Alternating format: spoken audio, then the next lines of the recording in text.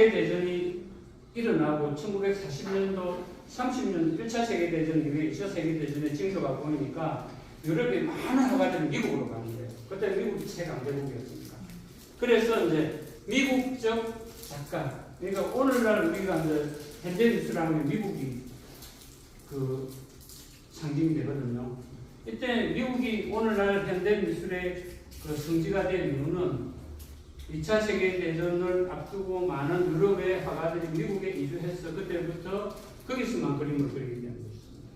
그리고 이제 미국 태생으로서 가장 미국인들의 심성을 잘 알린 수상한 작가로 알려진 사람이 잭슨 폴록이에요. 이 사람은 그림을 붓으로는 그리지 않았어요. 처음에는 이 사람 공장 노동자였어요. 낮에는 공장에서 일하고 밤에는 그림을 그리는데 미국의 피카소로 추앙하는 작가고 그림과 장난이 아닙니다. 이게 드리핑이라고 해서 이 사람으로부터 이제 시작된 게 비디오 아트라는 게 있습니다. 그림 그리는 장면을 영상으로 촬영해가지고 많이 보여주거든요. 그래서 끊임없이 물감을 드리핑 붓고 마르면 붓고 이렇게 중복해서 만드는 그림인데 굉장히 감상적이에요. 이거는 작은 그림이었거든요. 굉장히 이별만한 그림인데 압도하는 느낌이 좀 있습니다. 여기 한번 딱 봤거든요. 마크 로스크라고. 제가 마크 로스크 그림을 보여주는 이유는 나중에 여러분도 아시게 될 거예요. 마크 로스크는 러시아 작가인데 미국에서 이민해가지고 살다. 마크 로스크 이 그림은 한때 최고의 가격에 팔려서 거의 한 2,000원 가까이 경매가 되고 하기는 했는데 작은 그림이 없어요. 이 사람은 기본이 그냥 한 200호 이렇게 되는데 굉장히 숭고한 느낌이 좀 들긴 듭니다. 이게 생면추상이라는 그림이거든요. 이건 이제 눈으로 보는 그림은 아니잖아요. 마음으로 보는 그림이죠. 말 그대로. 근데 이제 돈으로 이야기하면 굉장히 세속적으로 들리지만 유명하니까 비싼 그림 아니겠습니까? 이 마크 로스가 한 말이죠. 나의 미술은 추상이 아니다. 그냥 살아 숨쉰다. 이게 이제 내가 그린 게 아니라는 뜻이죠. 그리긴 내가 그렸지만 너들 것이라는 뜻이죠. 이 그림이 8,600만 달러에 낙찰을 최초의 이제 높은 가격으로 8,600달러면 뭐 한 1,200억 정도 됩니까? 이제 이 앤디 워홀은 이제 지금 우리나라의 젊은 세대들이 많이 추앙하는, 실제로 추앙하진 않지만 이제 팝아트의 길을 걸었습니다. 팝아트 한 작가들 굉장히 많잖아요. 우리 그제도만 하더라도 팝아트 스타일로 하는 그런 작가들 많거든요. 이게 말리기 몰로인데 실크스 그림인데 그래도 2,500억짜리입니다. 네, 우리나라 여러분들 그 세안도 아시죠? 세안도 누가 그랬습니까? 예? 세안도 김정희 그랬죠. 옛날에 대학 입시에서 세안도 누가 그랬느냐 다 그게 채점 오류가 났었어요. 세안도는 아까 그 최후의 만찬처럼 보통 명사예요. 고유명사. 세안도라는 그래서 정확하게는 김정희 필 세안도. 김정희가 그린 세안도라는 거죠. 김정희는 19세기 중반에 그 예술가잖아요. 김정희가 예술가로 살지 않았으면은 정치적인 박해를 많이 안 받았을 거예요. 김정희는 거의 말년에 한 50대부터 70대 죽을 때까지 거의 기양살이 갔다가 하면서 송사에 얽매여서 굉장히 고통을 겪습니다. 이 그림은 이상적이라는 그 제주도 유배에 갔을 때 자기한테 중국에서 책을 사서 계속 갖다 주면서 자기를 돌봐준 이상적이라는 중인 출신의 그 역관이었던 것 같아요. 이상적에게 고맙다는 의미로 준 그림인데 그림은 자체는 작습니다. 저기 잣나무와 소나무하고 다음에 내용은 한번 찾아보십시오. 근데 너는 내가 이렇게 제주도에 유보에 와서 참 고생을 하고 사람들이 다 나를 멀리 하는데 변치 않고 소나무나 잣나무가 변치 않는 것처럼 변치 않고 나를 찾아서 참 고맙다 상저가 그렇게 해서 이제 선물을 했는데 이 당시 그 김정희의 위치는 우리나라보다는 명나라의 요즘 치면은 BTS급으로 인기가 있었습니다. 명나라의 문필가들 이런 문필가들이 굉장히 김정희를 좋아했습니다. 아끼고 뭐 나이가 자기보다 한 50 되는 노학자도 김정희 친구처럼 대했거든요. 그래서 이제 이 이상적 이걸 가서 중국에 갔는데 중국에서 그 많은 문필가들 우리나라에서는 오세창 같은 분이 이제 이 그림에 대한 평을 하게 되는 거죠. 그래서 길이가 한 10m 안 넘어요. 실제 길이는 한 1m 정도 안 됩니다. 왜 이 그림을 내놨냐면 이 그림을 보고 이게 도대체 뭐라고 자꾸 이렇게 국보잖아요. 하는데 이건 이제 정신인 거죠.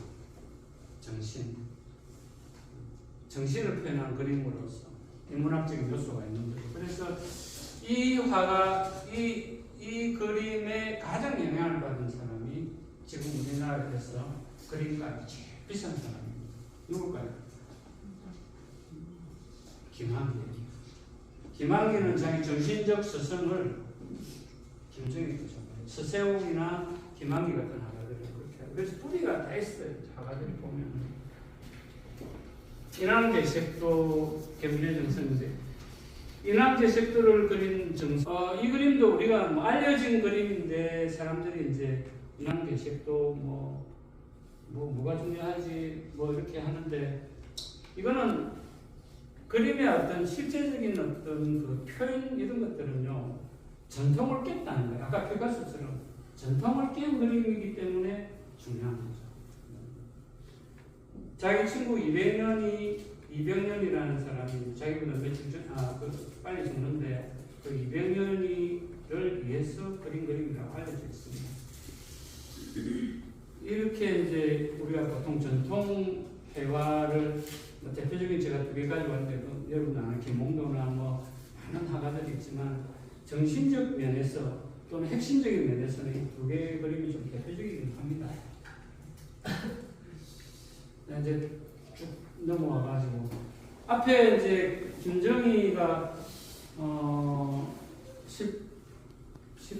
18세기, 19세기 중후반 철종대 사람인데 그 뒤에 이 조선조 만렵에 고희동이라는 사람이 있었는데 이 고희동이라는 사람이 대한제국이 성립되기 1897년 8년에 이제 일본에 유학을 가게 됩니다. 일본에 유학을 가서 일본에서 유화를 배웠어요. 그래서 이 사람이 우리나라 1호 서양화 화가입니다. 그래서 그림이나 역사를 공부하면은 꼭 이 사람 이름이 나와요.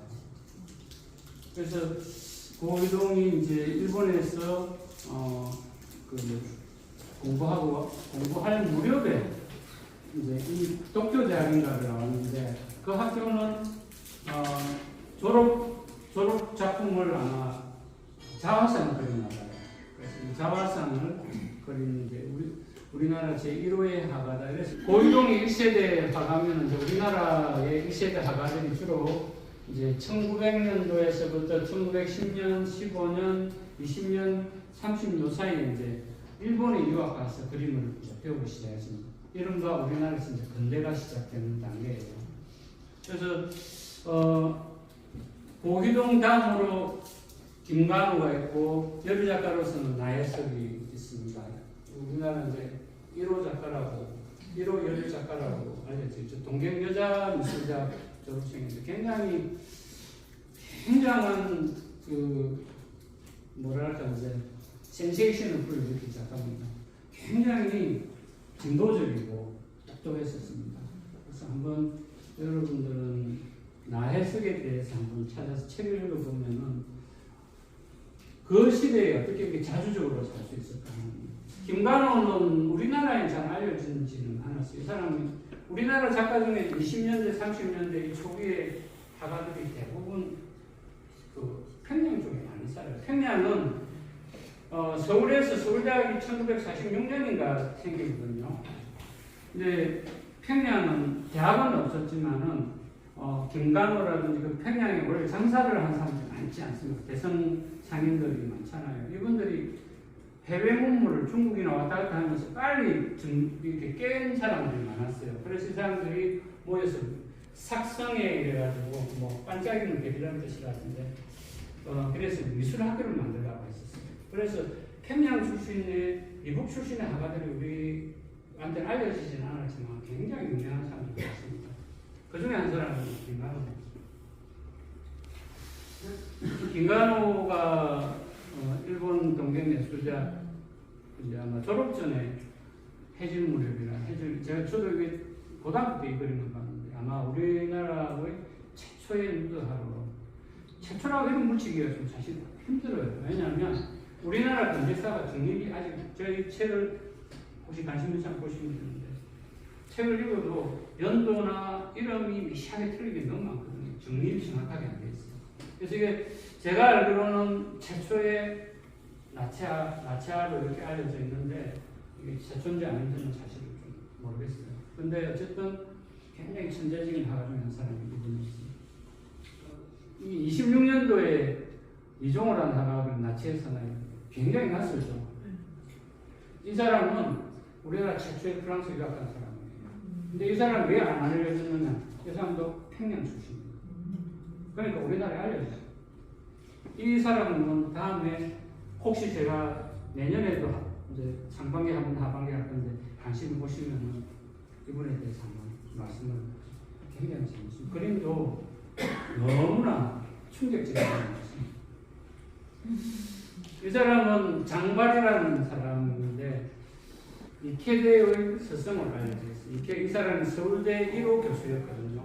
우리가 잘 아는 장면이라는 옛날 그 총리 있잖아요. 장면 총리 이승만 정권 때 그때 장면 총리의 동생인가 그래요. 독실한 가톨릭 신자라서 이렇게 이제 가톨릭 역사에 남는 인물을 남겼는데 김대건 신부상을 그린 그래서 이케대라는 화가도 다음에 제가 한번 이야기를 하던데 이 사람 원래 그 대구 사람이었는데 굉장히 정말 대단한 작가인데 이 사람이 거제도 포로 수용소에서 이제 수감됐다가 북한으로 가버린 작가가 있어요.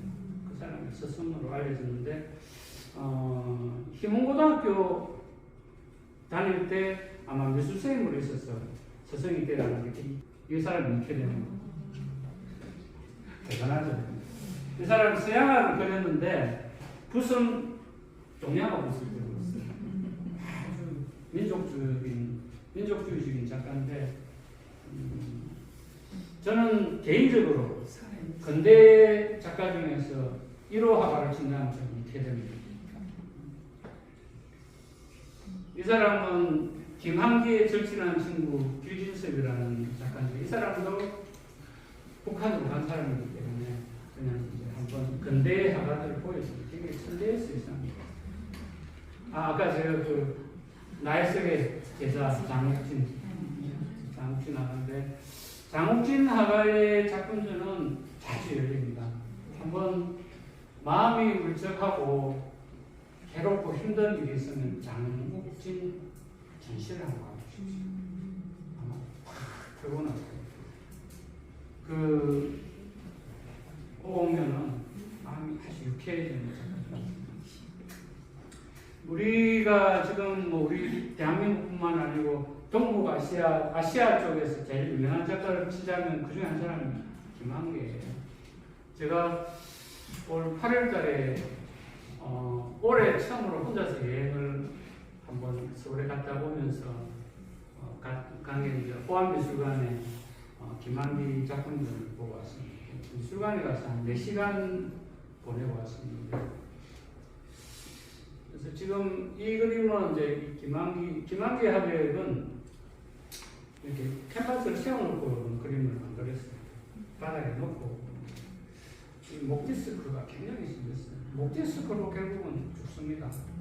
74년도에 목디스크가 목이 너무 아프니까 이제 수술을 받아서 수술이 잘 됐는데 병실에서 침대에 떨어져서 죽어요. 낙상을 해서 죽어요. 74년도에 김한기가 1913년생이거든요. 74년도에 61세로 김한기가 그렇게 안타깝게 세상을 떠났지만 이제 그 육품 정리에서도 제가 가지고 있는 책에 보면 제가 이제 김한기의 그 어디서 무엇이 되었다시만 이 책을 한 2번 읽었어요. 글을 굉장히 잘 써요. 나중에 혹시 글을 굉장히 잘 썼는데 이 글이 남아있는 이유도 오로지 향한 여사의 힘이었어요. 그리고 김한기 오늘날 아시아 최고의 화가, 우리나라 최고의 화가 되는 그 바탕에도 이 변동민이라는 김항한 여사가 있기 때문이죠. 그래서 이 화가들이 보면은 이제 김한기의 변동민이 있고, 그 다음에 나중에 박수건의 김복순이 있고, 근데 김한기의 그림은 이렇게 멋지죠. 김한기는 키가 굉장히 컸답니다. 그래서 일본 유학 다닐 때도 이 김한기가 길에 꽉 나갈 때 이중섭이가 나가고 이태대가 나가면 일본 사람들 다 쳐다봤다. 키도 크고 잘생기고 이중섭도 부잣집 아들이었거든요. 이 사람도 전라도 안자도 출신인데 굉장히 부잣집이고 그 3명 중에 제일 부자는 이태대 집안이었습니다. 그러니까 3명이 유쾌하고 인간관계도 좋고 그 일제시대 때 그 어려운 시절에 집안이 잘 살고 그림 그리니까 얼마나 시시물을 많이 먹겠습니까? 그러니까 좀 되게 멋진 사람이었던 것 같아요. 요즘 지금 이거는 이제 김한기가 우리나라 추상화가잖아요. 김한기는 추상화를 가지고 있고 론도라는 그림이 론도가 음악인가 봐요. 론도라는 음악을 그림으로 해석하는 추상화인데 요즘 문화재로 이제 등록받을 때 있는 작품입니다. 이 김한기는요 굉장히 서정적이었다. 이 전쟁 중에 피난을 가는 이 시대 때 사람들이 쫙 이렇게 그림을 그린 걸 보여줬는데 무슨 꽃맛살 같은 근데 제목은 피난이죠. 이 그림은 마음으로도 아니고 이건 눈으로 보면 되는 거예요. 매화도 있고 다랑아리도 있고 다랑아리의 그 예술성이나 이런 것들은 굉장히 이제 김한기가 빨리 발견을 했나 봐요. 우리나라에서 이제 항아리의 역사를 좀 보면은 개성박물관이 우리나라 첫 박물관이거든요. 그 개성박물관이 있는데 그 개성박물관의 관장이 또 그 일제시대 때 다 그런 중요한 요소에는 일본 사람들이 있었는데 개성박물관의 관장은 고유석이라는 사람이었어요. 이 사람이 우리나라 도기의 역사를 세웠었거든요. 분청사기라는 사기 이름도 이 고유석이라는 사람이 만들었고 그 사람의 제자가 최순우고 그 최순우가 이제 김한기하고 굉장히 친했어요. 그래서 김한기한테 이런 고미술품을 굉장히 많이 보였습니다. 그러면서 고미술품에 대한 관심이 도자기로 가서 평생의 주제가 되는 거죠. 이 그림 되게 멋있습니다. 보기에는 한 50% 정도 돼 보이는데 정말 멋있어요.